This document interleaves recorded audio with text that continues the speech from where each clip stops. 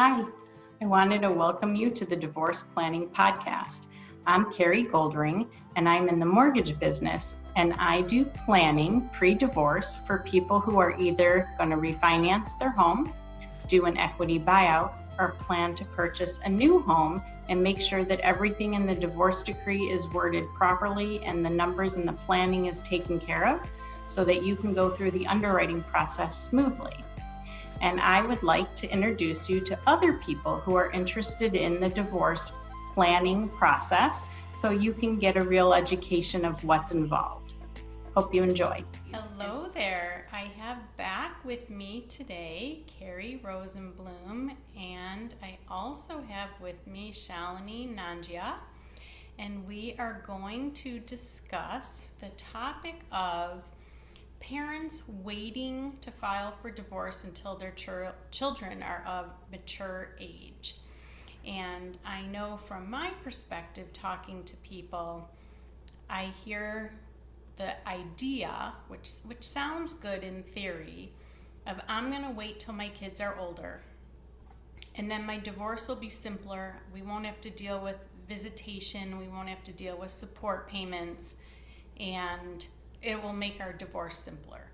But obviously, there's a whole other side to this that I kind of want to discuss from a legal perspective and a mental perspective in terms of how putting those decisions on the children now, because no one's thought through them, impacts things, and it really leaves who's paying for certain things up in the air.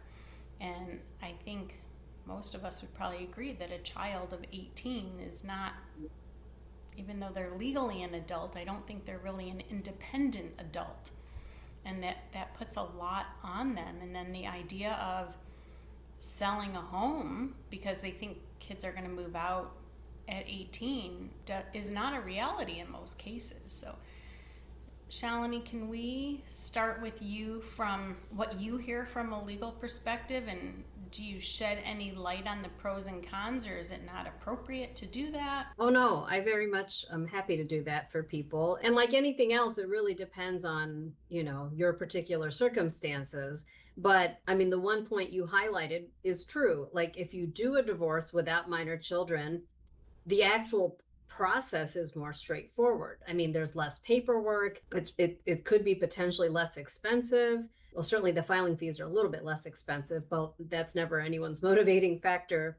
But you do, eliminate some topics to dispute in a divorce. I mean, some of the biggest disputed topics are always custody, parenting time, child support.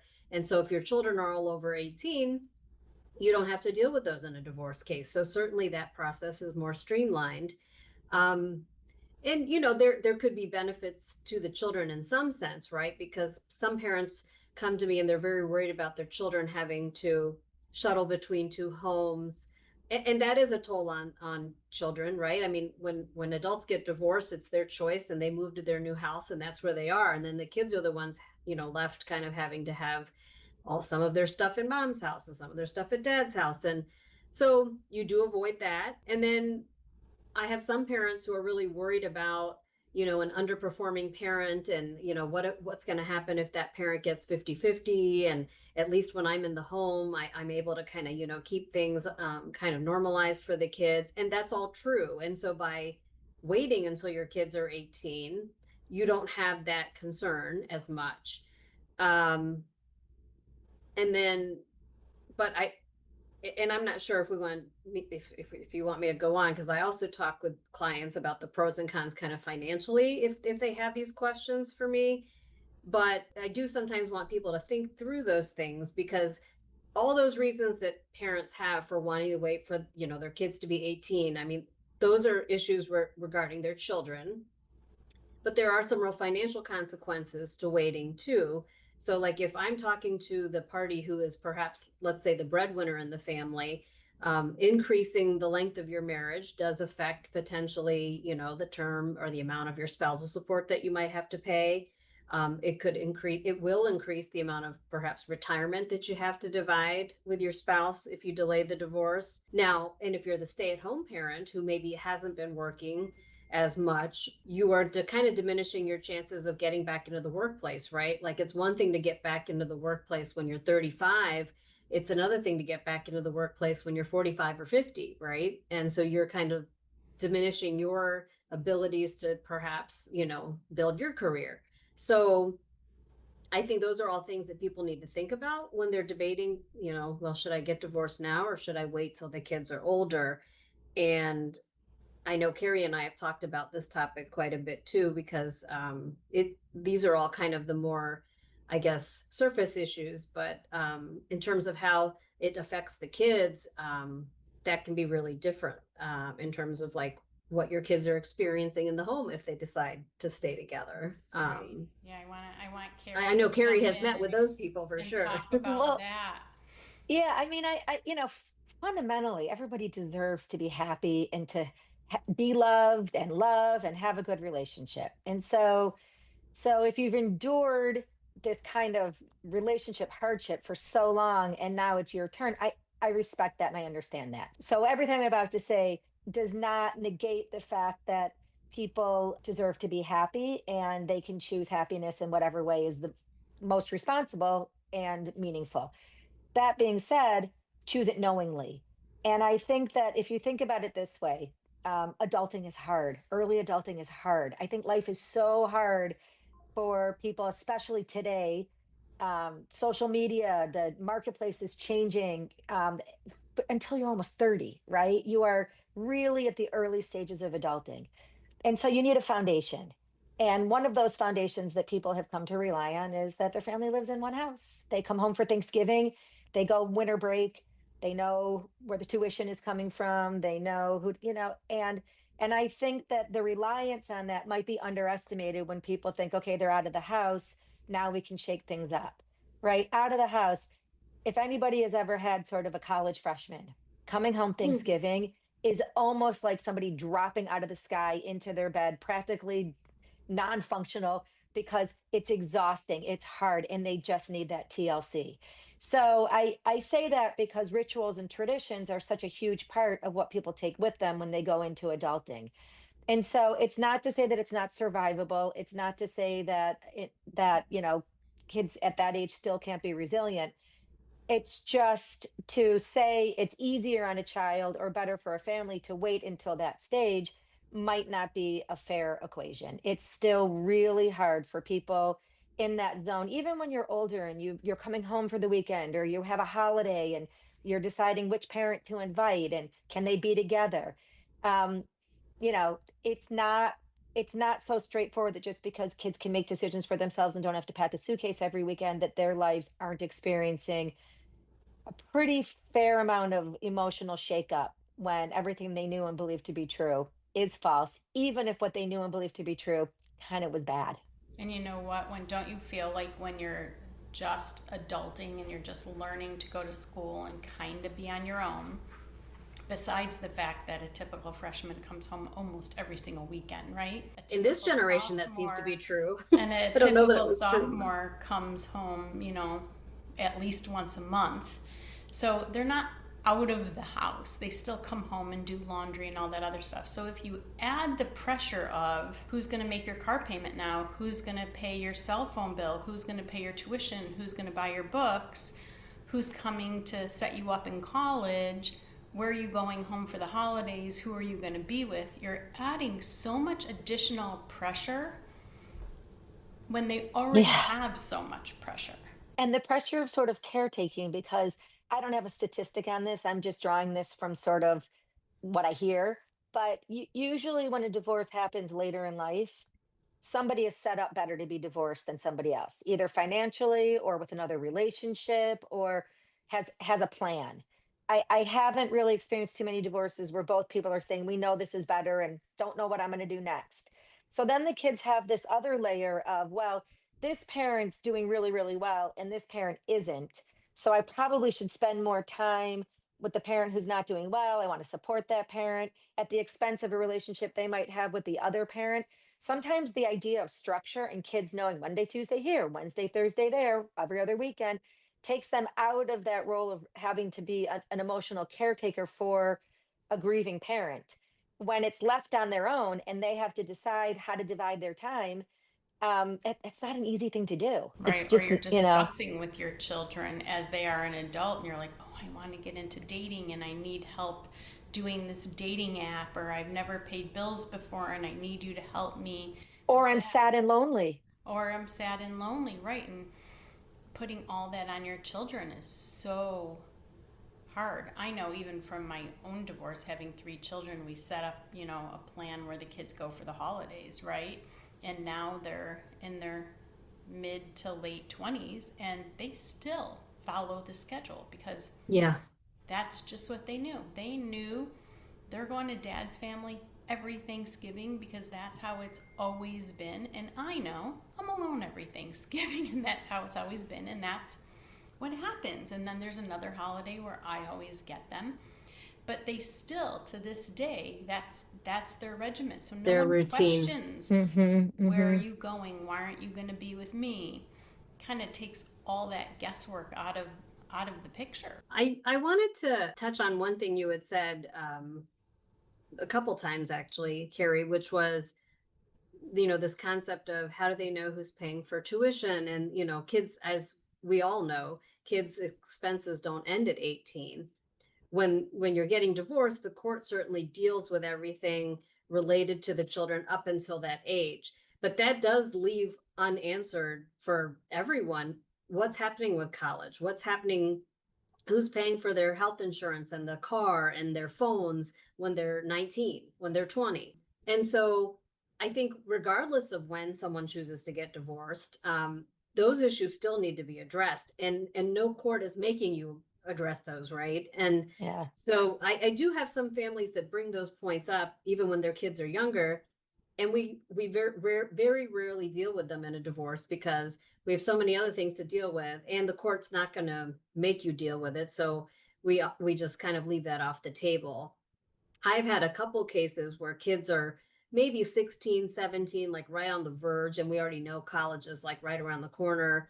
So maybe we discuss it a little bit. And I would strongly encourage parents to do that because that is extremely stressful for an 18-year-old to have to be going, and kind of negotiating that for themselves with one of the parents, or one parent may say, well, I don't have any money, go talk to your other parent, Right. They and shouldn't really have to do that. It's so silly. right. And it creates, loyalty binds for children of divorce is hard, right? It's hard. And they have narratives about who's the more injured parent, who's the more capable parent, who they're closer with. And so again, having sort of structure and rules take them out of actually having to do anything about that bind. Without those structure and rules, that comes up a lot where you just feel more connected, more one party's more aggrieved, and kids tend to attach to that person. And while, parents are adults and they can handle it, it's not easy for the kids. It's just not easy for the kids. So, and again, I preface it by saying it shouldn't make or break the decision.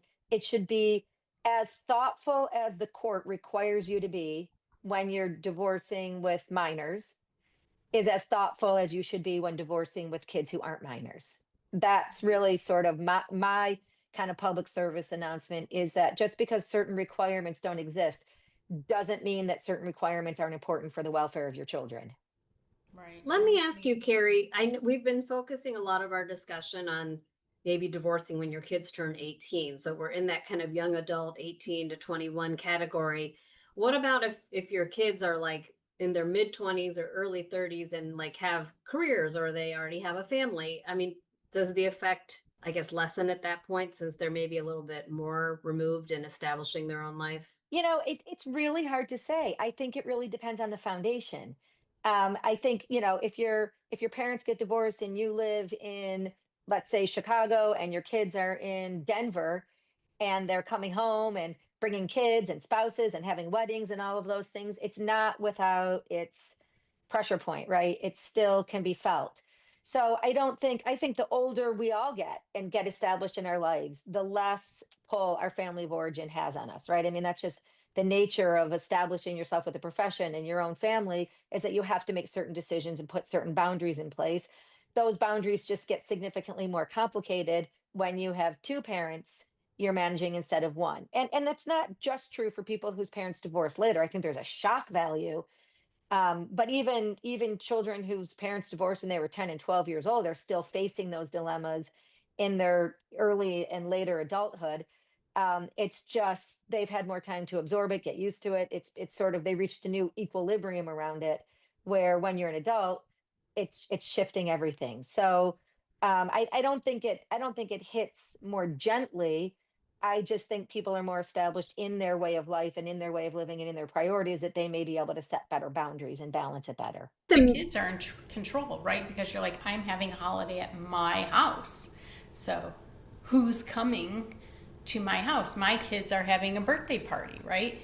Everyone's going to be invited. I sure hope you can make it a pleasant experience. Mm-hmm.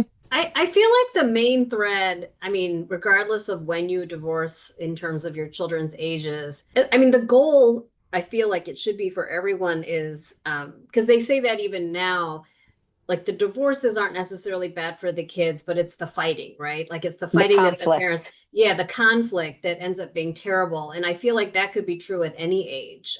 If your child is 18 or if they're 10 or if they're 20 or 25, because of all these scenarios that you guys are bringing up, like weddings and graduations.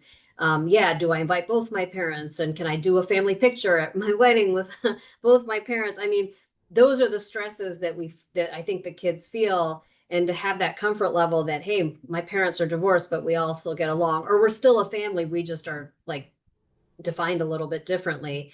I feel like that's kind of the key. So, Well, I've said kind of like about divorce at every stage, that I think of it, and when I work with people, I think of it as a restructuring. It is not the end of a family by any means. It's a restructuring. So thoughtful restructuring of anything at any time is essential. If you're going to restructure your family, don't take anything for granted. Think about every single solitary person within that system that needs that structure, and anticipate and meet the needs the best that you can, because that's the way you have a successful restructuring. It's not just a break and, oh, the pieces will fall into place. It's okay, what are the pieces? How do we guide them into place? What are the expectations? How do we make the parents' issue not so life changing for the kids? And that goes, I'm going to take it into a whole different direction that we can go to and jump back in. It's also new relationships, right? It's kind of the same thing as when you're a kid and you're living in a home with a step parent. You're living in a home with a step parent, you can decide how you want to engage or not.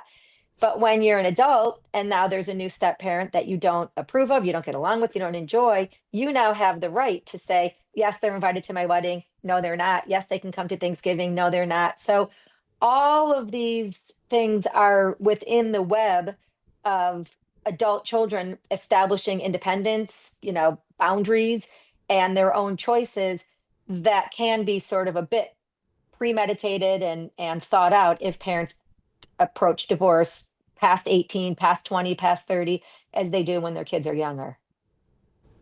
Yeah. Can't take away the hurt, but you can certainly anticipate where it's going to disrupt the lives of your children, because they are your children. The restructuring, I think that is a great term. I always tell my clients that even when you're divorced, it's still till death do you part. Because you are always a family. You have kids, I mean, if you have children, for sure. If you don't have children, maybe not necessarily. Then you kind of wish till death do you part, because you might love your in-laws. That does happen too. But yeah, certainly when there's kids, it's not till they're 18. And another thing that I try to, I mean, I'm not a therapist, but obviously a big part of what I do ends up being some level of counseling of my clients. But sometimes if you have these parents that are just totally miserable in the house, like, I don't even know what service you're doing your kids. Like my cousins, their parents fought like dogs in the house. And I think there was no like secret that they were going to get divorced, but they were these parents who were like, we're going to wait till the kids are 18. And then years later, we were at a family wedding and my cousins were talking and they were just like, oh my God, we so wished our parents would have just gotten divorced. Yeah. Like, living in the house was miserable. So, I mean, the parents thought they were doing some sort of service to their kids.